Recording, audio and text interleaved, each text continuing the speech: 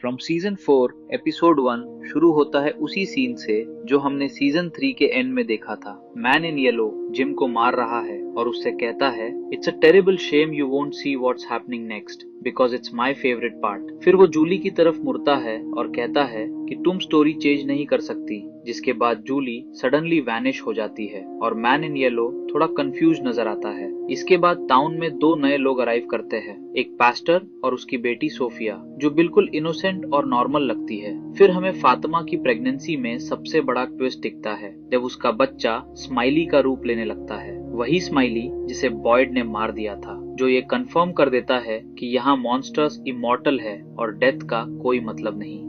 ये देखकर बॉयड पूरी तरह अंदर से टूट जाता है और अपने रूम में जाकर सारी बुलेट्स काउंट करने लगता है, हर इंसान के लिए एक एक, और ऊपर से अकोस्टा भी उसे कह देती है कि तुम खुद एक मॉन्स्टर हो। टैबिथा और जेट को इसी एपिसोड में फाइनली पता चलता है कि वो मिरांडा और क्रिस्टोफर के रीइंकार्नेशंस हैं और सेंचुरीज से इस टाउन में वापस आते रहे हैं, लेकिन वो ये ट्रूथ बाकी लोगों को बताने से डरते हैं। एपिसोड के एंड में टैबिथा के किचन में चीजें अपने आप उड़ने लगती है, शायद ये जूली है या जिम की सोल। और सबसे बड़ा ट्विस्ट आखिर में आता है जब पता चलता है कि सोफिया कोई इनोसेंट लड़की नहीं बल्कि मैन इन येलो खुद है, जिसने उसका रूप लिया हुआ है। जब उसने कार कंट्रोल की और वो स्माइल दी तो सब कुछ रिवील हो गया। मतलब अब वुल्फ सीधे टाउन के अंदर आ चुकी है और मैन इन येलो का फेवरेट पार्ट अब शुरू हो चुका है। एपिसोड 2 में सबसे पहले बॉयड एल्जिन को धमकी देता है कि वो किसी को सच नहीं बताएगा वरना टीली की मौत का इल्जाम उसी पर लगेगा,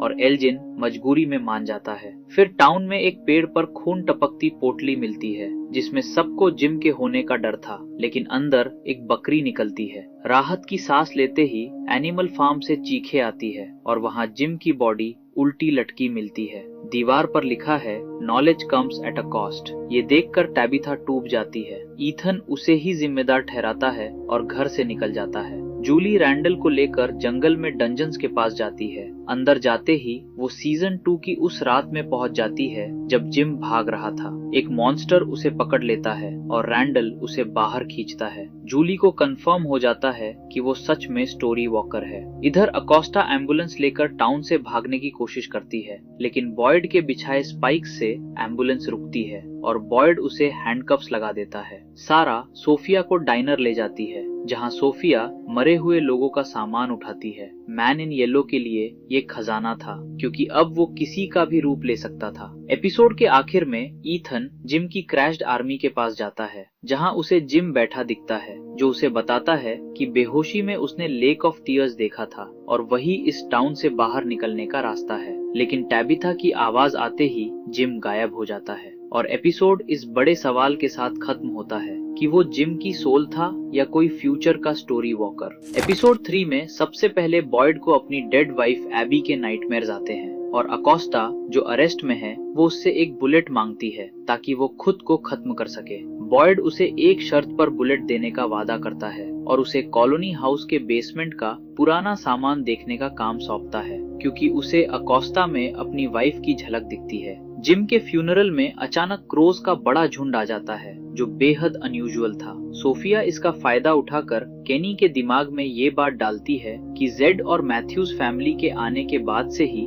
टाउन में तबाही शुरू हुई। यही बात वो जूलिए को भी कहती है, जिससे जूलिए भड़क जाती है। सोफिया स्ट्रैटेजिकली सारा के साथ रहने का फैसला करती है, जो टाउन की सबसे वल्नरेबल इंसान है। रैंडल मैथ्यूज के टूटे घर की खतरनाक रबल में घुसकर ईथन की 2 किताबें निकालता है, फ्लाइट ऑफ द क्रोमैन और ग्रैंड गुलोगॉग, जिनमें टाउन की लोकेशन से मिलते जुलते प्लेसेस हैं और लेक ऑफ टीयर्स का भी जिक्र है। विक्टर ईथन को साथ लेकर लेक ढूंढने निकलता है और रास्ते में उन्हें मैन इन येलो के कपड़े मिलते हैं, जिन्हें देखकर विक्टर इतना डर जाता है कि उसे साफ लगता है वो पहले भी उससे मिल चुका है। ये एक बड़ा रिवील था। बॉय इन वाइट दोबारा दिखता है और टैबिथा को बताता है कि बॉटल ट्री उसे लाइट हाउस नहीं ले जाएगा। साथ ही कहता है कि they are getting close but running out of time. Zed को वहाँ मैजिक मशरूम्स मिलते हैं जो वो शायद मेमोरीज अनलॉक करने के लिए लेगा। एपिसोड के आखिर में बॉयड अपनी वाइफ की ग्रेव पर जाता है और अचानक कब्र से एक हाथ निकलकर उसे पकड़ लेता है। ये उसका हेलुसिनेशन था या कुछ और, यही सबसे बड़ा क्लिफहैंगर था। एपिसोड 4 में सबसे पहले मैन इन येलो का सूट टाउन में बड़ा टॉपिक बन जाता है और विक्टर रिवील करता है कि मैन इन येलो पहले भी एक नॉर्मल इंसान बनकर टाउन में आया था, बिल्कुल सोफिया की तरह। सोफिया सारा के घर में रहते हुए उसके दिमाग में विस्पर करके उसे एक सिंपल काम करने के लिए कहती है, डिनर से पानी पीकर वापस रखना, सिर्फ ये टेस्ट करने के लिए कि सारा कितना मानेगी। जब सारा मना करती है तो सोफिया खुद पूल में गिरकर अपना हाथ तोड़ लेती है ताकि सारा को यकीन हो जाए कि ये वॉइसेस रियल है और डेंजरस है। मतलब सारा अब पूरी तरह मैन इन येलो के कंट्रोल में है। जूली रैंडल की मदद से रूइंस के थ्रेशोल्ड पर जाकर अपनी स्टोरी वॉकिंग एबिलिटी को कंट्रोल करने की कोशिश करती है। प्लान था कि पास्ट में जाकर एक पेपर पर सीक्रेट मार्क बनाए जो प्रेजेंट में भी रहे, लेकिन ये बुकमार्क थ्योरी काम नहीं करती। पास्ट में जाने पर जूली पहली बार मैन इन येलो को देखती है जो पिछले साइकिल के मैसेकर में एक बॉडी के पास था। बॉयड को उसकी डेड वाइफ एबी की रिंग मिलती है जिसके अंदर इन्फिनिटी लूप बना है, वही सिंबल जो सीजन 1 की केव ड्राइंग्स में था। और ये रिंग मिस्टीरियसली कॉलोनी हाउस में भी दिखती है और फिर गायब हो जाती है, जो किसी बड़े मिस्ट्री की तरफ इशारा करता है। फातिमा एल्गिन से डर्ट मंगवाकर एक गोलेम बनाने लगती है। फोकलोर में गोलेम एक क्ले का प्रोटेक्टर होता है क्योंकि उसे स्माइली से एक टू वे कनेक्शन फील होता है और वो उसका डर खत्म करना चाहती है। ईथन, टैबिथा, डॉना और बाकी लोग सेटलमेंट की तरफ निकलते हैं लेक ऑफ टीयर्स ढूंढने। रास्ते में एक घायल चिड़िया मिलती है जिसे ईथन साथ ले लेता है, ये सोचकर कि लेक उसे ठीक कर देगी। एपिसोड के आखिर में सेटलमेंट के पास एक लेक मिलती है जहां एक मिस्टीरियस रोप खींचने पर सीवीड और स्केयरक्रो जैसी फिगर्स निकलती हैं और यही एपिसोड का सबसे बड़ा क्लिफहैंगर है कि क्या यही असली लेक ऑफ टीयर्स है। एपिसोड 5 में सबसे पहले सेटलमेंट के पास वाली लेक से निकली स्केयरक्रो फिगर्स रात को जिंदा होकर अटैक करती हैं। रॉजर मारा जाता है और डॉना बुरी तरह घायल होती है। एलिस एमवीपी बनकर एक स्केयरक्रो को फायर से खत्म करता है और टैबिथा एक टोटम से दूसरे को मारती है जिससे बाकी स्केयरक्रोज पीछे हट जाते हैं। ये कंफर्म हो जाता है कि ये लेक ऑफ टीयर्स नहीं है क्योंकि लेक का पानी घायल चिड़िया को ठीक नहीं कर पाया। टाउन में सोफिया मैरियल को टच करती है जिसके बाद मैरियल को विजन आता है कि वो चेन्स में बंधी है और हर मरे हुए इंसान का दर्द फील कर रही है। सोफिया उसे प्रॉफिट कहती है और धीरे धीरे उसे मैनिपुलेट करने लगती है। जेड का मशरूम ट्रिप इस एपिसोड का सबसे बड़ा मोमेंट है। वो पास्ट साइकिल्स के मर्डर्ड टाउन्स पीपल को देखता है जिनमें क्रिस्टोफर और कॉलोनियल मैन शामिल हैं। सब वायलिन बजा रहे हैं। हर साइकिल में टाउन के लोग जेड को ब्लेम करके उसे मार देते हैं। जेड सैक्रिफिशियल चैम्बर तक पहुंचता है जहां एक बड़े स्टोन स्लैब के नीचे बच्चों की हड्डियां हैं और ट्रिप खत्म होने पर वो बॉयड को बताता है कि उसे पता चल गया है कि टाउन से बाहर कैसे निकलना है। एपिसोड 6 में सबसे पहले जेड बॉयड को कन्विंस करने की कोशिश करता है कि कॉलोनी हाउस के बेसमेंट में एक हिडन डोर है जो अंडरग्राउंड टनल्स तक जाती है। बॉयड पहले मानने से इनकार करता है लेकिन स्लेज हैमर उठाकर बेसमेंट की वॉल तोड़ता है और जेड सही निकलता है। डोर एक्चुअली वहां थी। सोफिया इस एपिसोड में हेनरी के करीब आने की कोशिश करती है, उसे शराब पिलाती है, विक्टर के बारे में जानकारी निकालती है और सबसे शॉकिंग मोमेंट जब वो अपना खून हेनरी के ड्रिंक में मिला देती है, जिसका मकसद अभी पूरी तरह क्लियर नहीं है लेकिन ये पक्का किसी बड़े प्लान का हिस्सा है। सारा और जूली का एक अनएक्सपेक्टेड बॉन्डिंग मोमेंट आता है जहां दोनों सोफिया का कमरा पेंट करते हैं। जूली स्टोरी वॉकिंग से थोड़ी दूरी बनाने का फैसला करती है लेकिन हम जानते हैं वो दोबारा कोशिश करेगी। सेटलमेंट से वापस आने पर रॉजर की स्केयरक्रो के हाथों हुई डेथ की खबर टाउन में फैलती है जिससे डॉना भड़क जाती है और उसे हार्ट अटैक आ जाता है। डिफिब्रिलेटर काम नहीं करता, बॉयड हार नहीं मानता और मैन्युअली कंप्रेशंस करके डॉना को वापस लाता है। वो 10 मिनट क्लिनिकली डेड रही और अब सवाल ये है कि मरने के बाद उसने क्या देखा। एपिसोड के आखिर में बॉयड के वॉल तोड़ने से हिडन डोर मिलने के बाद अब प्लान ये बनता है कि टनल्स में जाकर बच्चों की हड्डियां निकाली जाएं, लेकिन ये काम बेहद खतरनाक है क्योंकि मॉन्स्टर्स वही सोते हैं।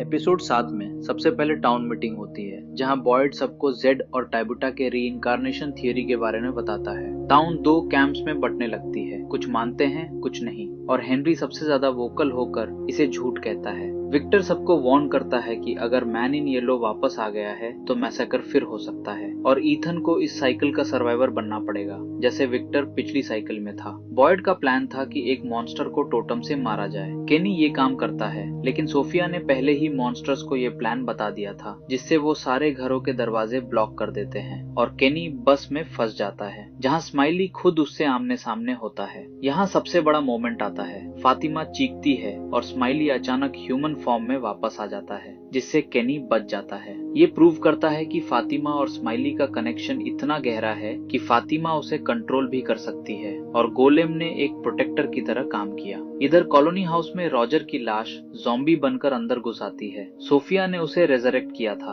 और एल्जन एक टोटम से उसे खत्म करके सबकी जान बचाता है, जबकि सोफिया ऊपर से ये सब एंजॉय करती रहती है। सोफिया ने हेनरी के ड्रिंक में ब्लड मिलाया था, जिसकी वजह से हेनरी को हॉस्पिटल का विजन आता है, जो उसके दिमाग में ये आइडिया प्लान करने की कोशिश है कि ये सब एक ड्रीम है। कार ग्रेवयार्ड में विक्टर, टैबिथा और ईथन को मैन इन येलो की कार मिलती है, जिसमें एक पुरानी पाउच है जिसमें उसके दर्जनों विक्टिम्स के दांत हैं, सेंचुरीज पुरानी। और टोटम ने मॉन्स्टर पर काम नहीं किया, जिससे साफ हो गया कि हर नाइटमेयर की अलग वीकनेस होती है और मॉन्स्टर्स की वीकनेस शायद वही वर्म्स हैं जो बॉयड को सीजन 2 में मिले थे। एपिसोड 8 में सबसे बड़ा मोमेंट टैबिथा और मैन इन येलो का आमने सामने होना है। मैन इन येलो ने थॉमस यानी टैबिटा के डेड सन की आवाज में कॉल करके उसे आरवी पर बुलाया और वहां मैन इन येलो उसे बताता है कि वो उसे अभी नहीं मारेगा, नॉट येट। मतलब टैबिथा का जीवित रहना उसके प्लान का हिस्सा है। वो ये भी कहता है कि बोन्स निकालने का प्लान कुछ ऐसा है जो पहले कभी नहीं हुआ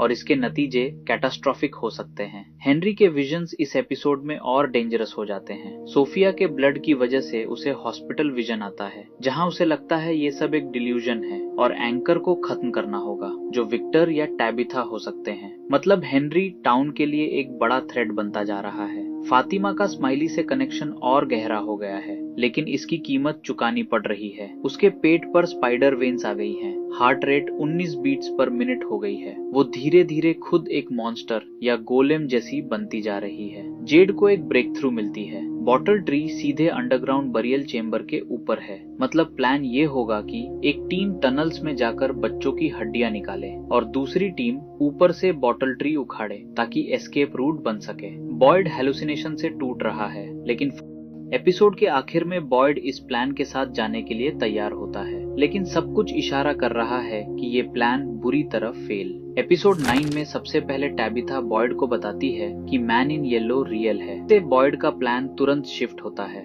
और वो डिसाइड करता है कि अगली सुबह बोन्स निकालने का मिशन शुरू होगा, चाहे कुछ भी हो। सोफिया इस एपिसोड में क्लारा से एक सीक्रेट डील करती है। ब्लड पैक्ट के जरिए क्लारा उसकी हेल्प करेगी, बदले में घर वापस जाने का वादा मिलेगा। क्लारा बाद में यही ब्लड फातिमा को पिलाती है, जिसके बाद फातिमा एक्सट्रीम पेन में चली जाती है। सोफिया क्लियरली फातिमा को किसी बड़े प्लान का हिस्सा बनाना चाहती है। एक बड़ा रिवील ये आता है कि मैन इन येलो सिर्फ उन्हीं लोगों का रूप ले सकता है जो मर चुके हों। एल्जन को एक पुरानी पोलोराइड मिलती है, जिसमें असली सोफिया 1960 से 70 की है। मतलब ओरिजिनल सोफिया पहले मर चुकी थी। एल्जन ये देख लेता है तो सोफिया उसे टच करती है, जिसका मतलब है एल्जन खतरे में है और सोफिया उसका रूप ले सकती है। हेनरी का स्टोरी लाइन बेहद डार्क हो जाता है। सोफिया के ब्लड की वजह से आने वाले विजन्स में उसे बताया जाता है कि विक्टर को खत्म करना होगा, तभी वो रियल वर्ल्ड में वापस जा सकेगा। विक्टर को इसी एपिसोड में अरेस्ट किया जाता है, जब वो बॉटल ट्री उखाड़ने से रोकने की कोशिश करता है।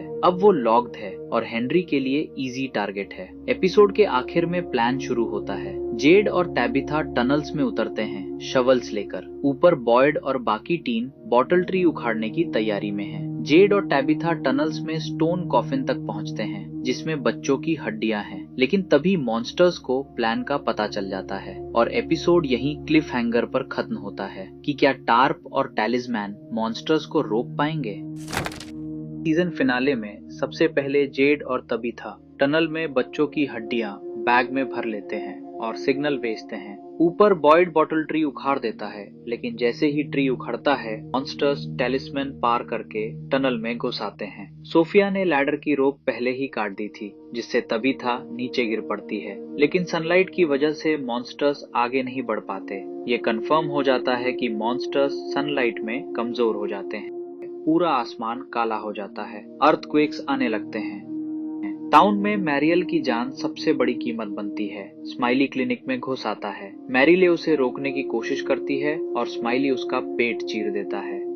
फातिमा भी मॉन्स्टर की तरह चिल्लाती है, जिससे स्माइली रुककर इंटरेस्टिंग बोलकर चला जाता है। फातिमा अब पूरी तरह ह्यूमन मॉन्स्टर हाइब्रिड बन चुकी है। सोफिया पूरे टाउन के सारे टेलिस्मन्स उठाकर फारअवे ट्री में फेंक देती है। मतलब अब टाउन के लोगों के पास कोई प्रोटेक्शन नहीं बची। इसी बीच हेनरी विक्टर की गन ढूंढ लेता है और विक्टर को मारने की कोशिश करता है, लेकिन गलती से ईथन की तरफ गन पॉइंट हो जाती है। विक्टर अपने ही पिता से गन छीन लेता है। एल्जिन सोफिया को कन्फ्रंट करता है, लेकिन सोफिया उसे वहीं खत्म कर देती है। बॉयड, एलिस और फातिमा टनल में जाकर जेड और तबीथा को बचा लेते हैं। फातिमा मॉन्स्टर्स को फील करके सबको वार्न करती रहती है। टनल से निकलते वक्त फातिमा मॉन्स्टर फॉर्म में आकर दोनों मॉन्स्टर से लड़ती है, ताकि बाकी सब बाहर निकल सकें। सीजन का सबसे बड़ा रिवील आखिर में आता है। बॉय इन व्हाइट और सोफिया यानी मैन इन येलो साथ चलते हुए बात करते हैं, जैसे दो पुराने राइवल्स हों। बॉय इन व्हाइट कहता है, इस बार तुम हारोगे, और सोफिया कहती है,